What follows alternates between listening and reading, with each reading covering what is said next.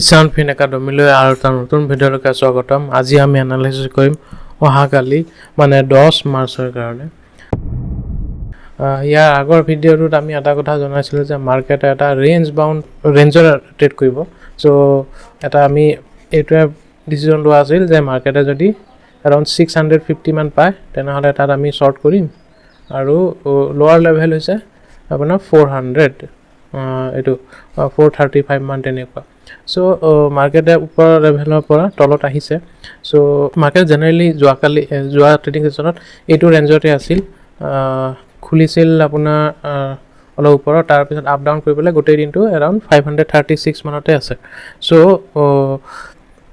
এতিয়া নেক্সট হৈছে কি নেক্সট মোমেণ্টামটোকে অহাকালি আমি যদি অলপমান গেপ আপো খোলে তেনেহ'লে মাৰ্কেট এবাৰ তললৈকে আহিব পাৰে।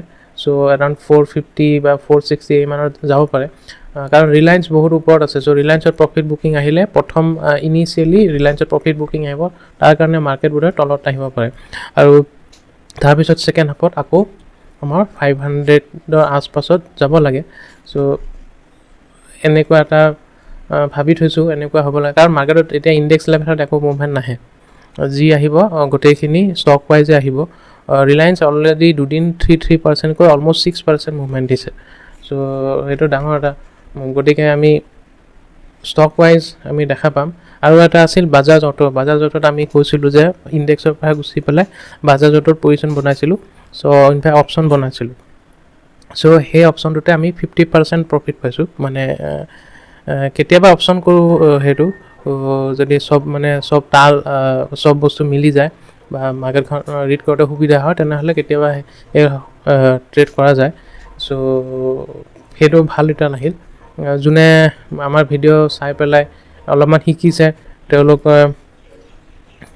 তেওঁলোকে মেছেজ দিছে মোক যে বাজাজৰ অটোটোৰ মানে তেওঁলোকেও ট্ৰেড লৈছিল।